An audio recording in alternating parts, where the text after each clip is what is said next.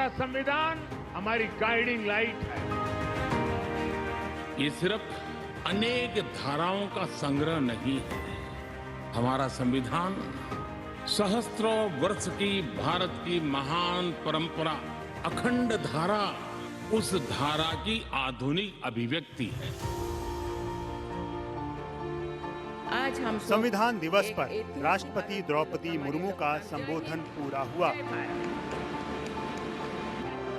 लोकसभा अध्यक्ष ओम बिरला ने राष्ट्रपति का अभिवादन किया। राज्यसभा के सभापति और उपराष्ट्रपति जगदीप धनखड़ ने राष्ट्रपति का अभिवादन किया। प्रधानमंत्री और लोकसभा में नेता सदन नरेंद्र मोदी ने राष्ट्रपति का अभिवादन किया। राज्यसभा में नेता सदन जेपी नड्डा ने राष्ट्रपति का अभिवादन किया। राज्यसभा में नेता विपक्ष मल्लिकार्जुन खड़गे ने राष्ट्रपति का अभिवादन किया। संसदीय कार्य मंत्री किरेन रिजिजू ने राष्ट्रपति का अभिवादन किया। लेकिन लोकसभा में नेता विपक्ष राहुल गांधी ने राष्ट्रपति का अभिवादन नहीं किया।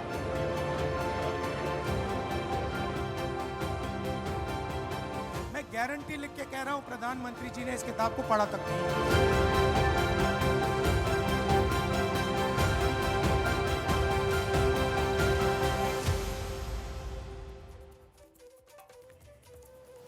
नमस्कार। तो अगर आपको नमस्कार करने की आदत नहीं हो तो कैसे आप किसी का अभिवादन करेंगे? मैं हूं विकास भदौरिया और आप देख रहे हैं खबर पक्की। आज देश के लिए बहुत खास दिन है। आज ही के दिन 75 साल पहले हमने देश के संविधान को अंगीकार किया था, यानी संविधान को अपनाया था। देश संविधान से चलता है। संविधान ने ही एक व्यवस्था बनाई जिसके तहत हम आप अपने चुने हुए प्रतिनिधियों को संसद में भेजते हैं। एक सरकार बनती है जो तय करती है कि संविधान के नियमों का पालन ठीक तरीके से हो। सरकार फैसले लेती है, संसद उस पर बहस करती है। देश के प्रथम नागरिक के रूप में राष्ट्रपति की मोहर लगने के बाद वो कानून बनता है। लेकिन आज देश की प्रथम नागरिक यानी राष्ट्रपति द्रौपदी मुर्मू की मौजूदगी में लोकसभा के नेता विपक्ष राहुल गांधी का जो व्यवहार दिखा वो अब सवालों के घेरे में। और ख़ास बात यह है कि यह वही राहुल गांधी है जो संविधान हाथ में लेकर शपथ लेते हैं और कहते हैं कि संविधान का सम्मान नहीं हो रहा है। और इसलिए हम आपसे कह रहे हैं कि जिसको सम्मान में झुकने की, अभिवादन करने की आदत ही ना रही हो, वो कैसे देश के प्रथम नागरिक को भी अभिवादन करे या सम्मान करे। डॉक्टर राजेंद्र प्रसाद जी के शब्दों के साथ समाप्त करना चाहूंगा। 26 नवंबर आज के ही दिन 1949 में संविधान सभा में अपने समापन भाषण में डॉक्टर राजेंद्र प्रसाद जी ने कहा था, भारत को आज ईमानदार लोगों के एक समूह से ज्यादा कुछ नहीं चाहिए जो अपने हितों से आगे देश का हित रखेंगे। नेशन फर्स्ट, राष्ट्र सर्वप्रथम की यही भावना भारत के संविधान को आने वाली कई सदियों तक जीवंत बनाए रखेगी। मैं संविधान ने मुझे जो काम दिया है, मैंने उसी मर्यादा में रहने का प्रयास किया है। मैंने कोई एंक्रोचमेंट की कोशिश नहीं की है, क्योंकि संविधान ने मुझे वो काम कहा, इसलिए मैंने अपनी मर्यादाओं को संभालते हुए अपनी बात को रखा है। जिस संविधान को अंगीकार हुए 75 साल पूरे हो गए हों, उसे हम भारत के लोग कितना मान देते हैं। आगे इस पर विस्तार से बात करेंगे, लेकिन पूरी कहानी सुनाने से पहले आपको 2 बयान सुनाते हैं। एक तरफ लोकसभा में नेता विपक्ष राहुल गांधी का बयान, तो दूसरी तरफ देश के गृह मंत्री अमित शाह का बयान। मुद्दा है संविधान। बीजेपी और आरएसएस जो संविधान को मानते नहीं है, वो इसको खत्म करना चाहते हैं, क्योंकि वो जानते हैं देश का संविधान के साथ बहुत गहरा रिश्ता है। सामने आके नहीं कह सकते हैं कि हम संविधान को रद्द करना चाहते हैं। जो भी वो करते हैं संविधान को कमजोर करने के लिए करते हैं। लड़ाई कॉन्स्टिट्यूशन की है, हम इसको बचा रहे हैं, इसकी रक्षा कर रहे हैं, वो इसको खत्म करने की कोशिश कर रहे हैं। कांग्रेस पार्टी को आपने वोट दिया, संविधान की आपने रक्षा की। बीजेपी को आपने वोट किया, उनको आक्रमण करने की मदद की। ये राहुल बाबा नया सीखे, उनके एनजीओ साथियों ने उनको एक संविधान की प्रत पकड़ाई। संविधान प्रचार का मुद्दा नहीं है राहुल बाबा, संविधान फेथ है, विश्वास का मुद्दा है। संविधान के नाम पर वोट मांगते हो और जालसाजी करते हैं लोग। महाराष्ट्र में एक सभा में संविधान की प्रतियां बांटी, ऊपर का कवर पेज तो ठीक था मगर अंदर खाली चौपड़ी थी, कोरी चौपड़ी थी। बोलिए, पूरा पुस्तक एक भी अक्षर नहीं छापा हुआ था। राहुल गांधी, आपने भारत के संविधान का अपमान किया है, आपने बाबा साहेब आंबेडकर का अपमान किया है, आपने देश की जनता को धोखा देने का काम किया। मैं राहुल गांधी को पूछना चाहता हूं, जिस संविधान को हाथ में रखकर देश की संसद में शपथ ली थी, वो असली था या नकली था? वो आप देश की जनता को बताओ। भाइयों बहनों, जो लोग नकली संविधान को लहराते हैं उन पर भरोसा करना चाहिए क्या? जोर से बोलो, करना चाहिए क्या? सवाल संविधान का है, इसलिए बात संविधान के इर्द गिर्द ही रखेंगे। इन तस्वीरों को देखिए। संसद के जिस केंद्रीय कक्ष में संविधान रचा गया, उसकी ओर बढ़ रही है देश की प्रथम नागरिक राष्ट्रपति द्रौपदी मुर्मू। राष्ट्रपति मुर्मू सबसे आगे और मध्य में चल रही हैं। उनकी एक तरफ लोकसभा के स्पीकर ओम बिरला हैं, दूसरी तरफ उपराष्ट्रपति और राज्यसभा के सभापति जगदीप धनखड़। प्रधानमंत्री पीछे पीछे चल रहे हैं। राष्ट्रपति का पद कितना ऊंचा है, ये तो एक झांकी भर है। क्या लोकसभा में नेता विपक्ष राहुल गांधी इस संवैधानिक मर्यादा से अनजान हैं? महामहिम राष्ट्रपति जी,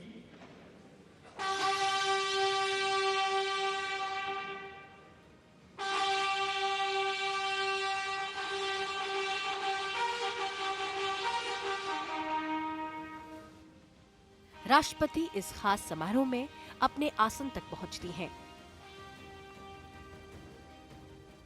उपराष्ट्रपति और प्रधानमंत्री उनके पीछे पीछे चलकर वहां पहुंचते हैं।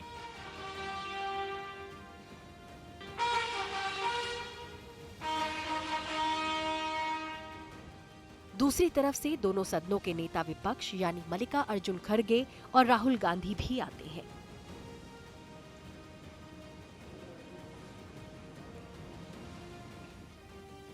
अब पूरी तस्वीर फिर से देखिए। बीच में राष्ट्रपति द्रौपदी मुर्मू, दाईं तरफ उपराष्ट्रपति जगदीप धनखड़, प्रधानमंत्री मोदी, राज्यसभा में सदन के नेता जेपी नड्डा, संसदीय कार्य मंत्री किरण रिजिजू, बाईं तरफ स्पीकर ओम बिरला, राज्यसभा में नेता विपक्ष मल्लिकार्जुन खड़गे और उनके बगल में लोकसभा में नेता विपक्ष राहुल गांधी। इस ऐतिहासिक मौके पर एक बेहद खास दृश्य देखने को मिलता है। संविधान में दिलचस्पी रखने वाले लोगों को ही नहीं, बतौर नागरिक भी आपको आज देखना और सुनना चाहिए कि कैसे देश के प्रथम नागरिक यानी राष्ट्रपति द्रौपदी मुर्मू की अगुवाई में पूरी सभा ने संविधान की प्रस्तावना का पाठ किया। संविधान हमारे देश का सबसे पवित्र ग्रंथ है। हम भारत के लोग भारत को एक संपूर्ण प्रभुत्व संपन्न समाजवादी पंथ निरीक्षण लोकतांत्रिक गणराज्य बनाने के लिए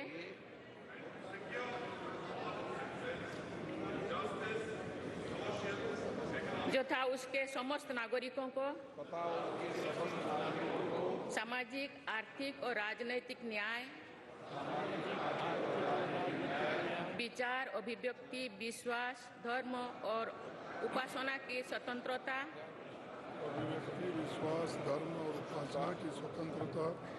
इसी के साथ सभा संपन्न होती है। समारोह के अंत में परंपरा के मुताबिक राष्ट्रगान होता है, लेकिन राष्ट्रगान के बाद जो हुआ उसी के होने पर सवाल खड़े हो गए। लोकसभा अध्यक्ष ओम बिरला ने राष्ट्रपति का अभिवादन किया। राज्यसभा के सभापति और उपराष्ट्रपति जगदीप धनखड़ ने राष्ट्रपति का अभिवादन किया। प्रधानमंत्री और लोकसभा में नेता सदन नरेंद्र मोदी ने राष्ट्रपति का अभिवादन किया। राज्यसभा में नेता सदन जेपी नड्डा ने राष्ट्रपति का अभिवादन किया। राज्यसभा में नेता विपक्ष मल्लिकार्जुन खड़गे ने राष्ट्रपति का अभिवादन किया।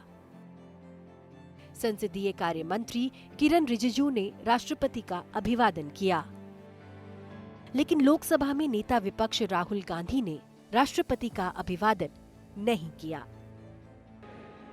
राष्ट्रपति के दोनों तरफ 4 यानी कुल मिलाकर 8 बेहद खास लोग हैं।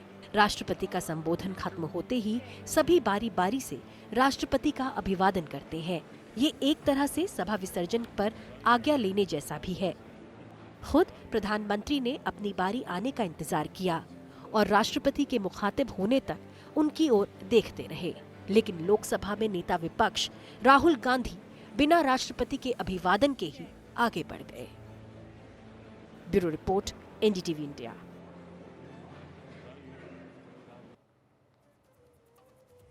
तस्वीरें आपने देखी किस तरह से राहुल गांधी ने देश के प्रथम नागरिक यानी कि राष्ट्रपति का अभिवादन किए बिना ही अपना रास्ता नाप लिया। राहुल गांधी 54 साल के हैं, कांग्रेस की पुरानी राजनीतिक पार्टी है और उस पार्टी के अध्यक्ष भी रह चुके हैं।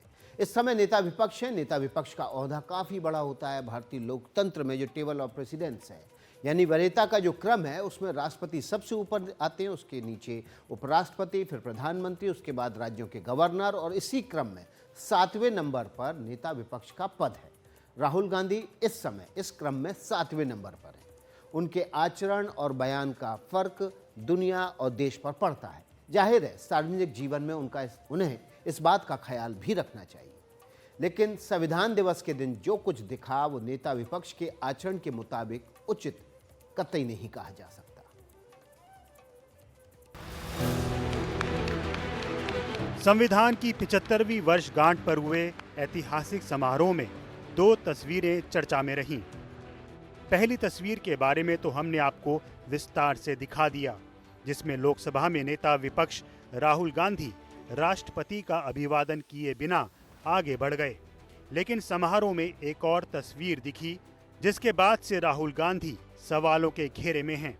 राष्ट्रपति समेत वहां मौजूद सभी खास लोग खड़े थे, लेकिन राहुल गांधी अपनी सीट पर बैठ गए। दरअसल संविधान की 75वीं वर्षगांठ पर विशेष स्मारक सिक्का का विमोचन किया गया। राष्ट्रपति ने स्मारक सिक्के का विमोचन किया। राहुल गांधी के एक तरफ राज्यसभा के उपसभापति हरिवंश, जबकि दूसरी तरफ मल्लिकार्जुन खड़गे खड़े थे। राहुल गांधी विमोचन पूरा होने के बाद बैठ जाते हैं। फिर जब बाकी लोगों को उन्होंने खड़े देखा तो दोबारा खड़े हो जाते हैं। राहुल गांधी अपनी रैलियों में संविधान को हाथ में रखकर भाषण देते हैं, लेकिन क्या वो संविधान की मर्यादा का ख्याल भी रखते हैं? संविधान के नाम पर अपनी एक अलग लाल किताब बंटवा रहे हैं। कांग्रेस की लाल किताब पर ऊपर तो लिखा है भारत का संविधान, लेकिन लोगों ने जब भीतर से खोला तो पता चला कि लाल किताब कोरी है। सारे पन्ने कोरे, उसमें बाबा साहब के संविधान का एक शब्द भी नहीं लिखा है। ये उनकी बाबा साहब के प्रति जो नफरत है ना, उसका ये नमूना है। नरेंद्र मोदी जी कहते हैं कि राहुल गांधी लाल किताब दिखा रहा है। नरेंद्र मोदी जी, इसका रंग जरूरी नहीं है, जो इसके अंदर लिखा है, जो आपने पूरी जिंदगी भर नहीं पढ़ा है, क्योंकि अगर आप इस किताब को खोल लेते और इसको पढ़ लेते तो जो आप करते हो, जो नफरत फैलाते हो, एक धर्म को दूसरे धर्म से लड़ाते हो, देश में नफरत हिंसा फैलाते हो, आप नहीं करते। दरअसल बीजेपी ने पिछले दिनों तस्वीरें जारी करके आरोप लगाया था कि राहुल गांधी जिस संविधान की किताब को रैलियों में लहरा रहे हैं वो कोरे पन्नों का पुलिंदा है। तस्वीरों में बकायदा उस किताब को दिखाया भी गया जिसमें अंदर के पन्नों पर कुछ भी नहीं लिखा हुआ था।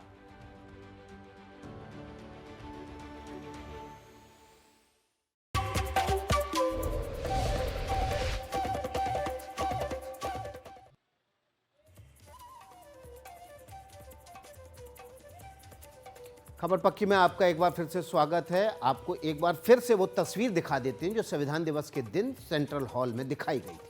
इसमें राष्ट्रपति हैं, प्रधानमंत्री हैं, दोनों सदनों के नेता हैं, विपक्ष के नेता हैं और इन सब की मौजूदगी में राहुल गांधी का जो व्यवहार दिखा वो आज दुनिया ने देखा है। तस्वीरें हम आपको दिखाते हैं। देखिए, संविधान की प्रति है, उसकी कुछ पन्ने हम आपको दिखा रहे हैं, संविधान की कॉपी हम आपको लगातार दिखा रहे हैं। लेकिन इसी संविधान दिवस के मौके पर जो कुछ हुआ वो वाकई में शर्मनाक है।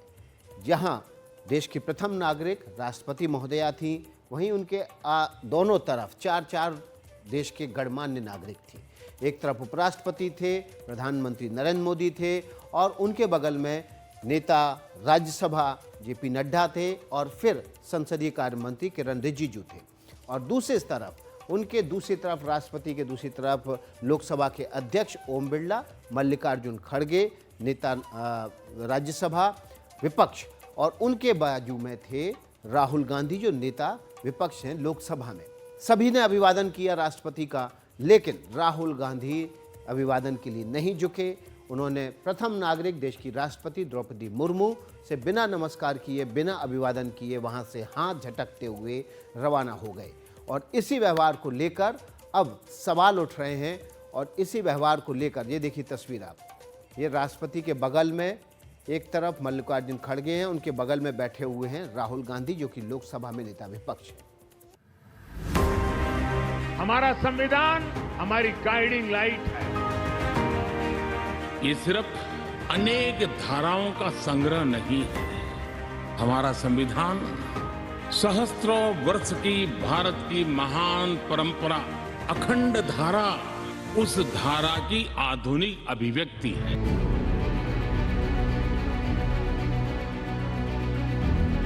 संविधान की मूल भावना आम लोगों के जीवन का हिस्सा बने, इसके लिए मोदी सरकार ने कई पहल की। संविधान दिवस से लेकर संविधान यात्रा तक इसके उदाहरण हैं। संविधान दिवस पर सुप्रीम कोर्ट के प्रशासनिक भवन परिसर में एक खास कार्यक्रम का आयोजन किया गया।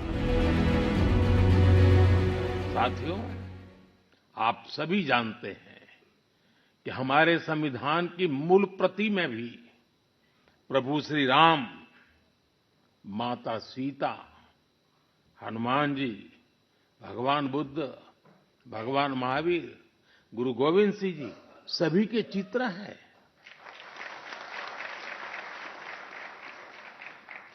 भारत की संस्कृति के प्रतीक इन चित्रों को संविधान में इसलिए स्थान दिया गया ताकि वो हमें मानवीय मूल्यों के प्रति सजग करते रहे।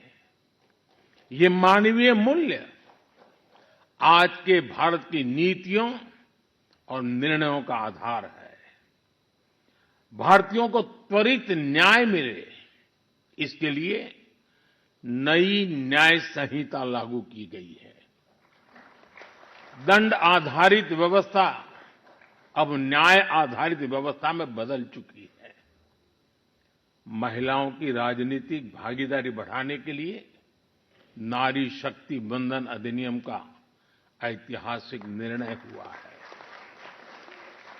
हमने थर्ड जेंडर को उनकी पहचान और उनका हक दिलाने के लिए भी कदम उठाए हैं। हमने दिव्यांगजनों के जीवन को आसान बनाने के लिए भी व्यवस्थाएं बनाई है। साथियों, आज देश का बहुत ज्यादा जोर देश के नागरिकों की ईज ऑफ लिविंग पर है। 24 नवंबर को एनडीटीवी संवाद सीरीज के पहले एपिसोड संविधान एट 75 में भी भारत के संविधान पर देश के जाने माने लोगों ने अपने विचार रखे। इसमें सुप्रीम कोर्ट के 50वें चीफ जस्टिस रहे डी.वाई. चंद्रचूड़ भी शामिल थे। देखिए, जमाना बदल गया है। The Constitution has gone through the process of 75 years of evolution. जब 1950 में सोशल मीडिया नहीं थी, ना ही इंटरनेट भी था हमारे पास, we are now living in a new normal. Some call it the post-truth society, where the internet, the media can be deeply influenced to shape public opinion. अब मुझे ये concern है, I have this concern really, that obviously criticizing a judgment, critiquing a judgment is part of your fundamental right to freedom of speech and expression. Every citizen is entitled to understand what is the basis of a decision and to express their opinions on the decisions of the court. But when this goes beyond the decisions of the court and targets individual judges, then it sort of raises fundamental questions about, is this truly freedom of speech and expression? जाहिर है आम लोगों को संविधान की जानकारी हो, संविधान के प्रति जागरूकता हो और सबसे बढ़कर इसका पालन हो। जनता और जनता के चुने हुए प्रतिनिधियों के आचरण में संविधान के प्रति सम्मान दिखना भी चाहिए।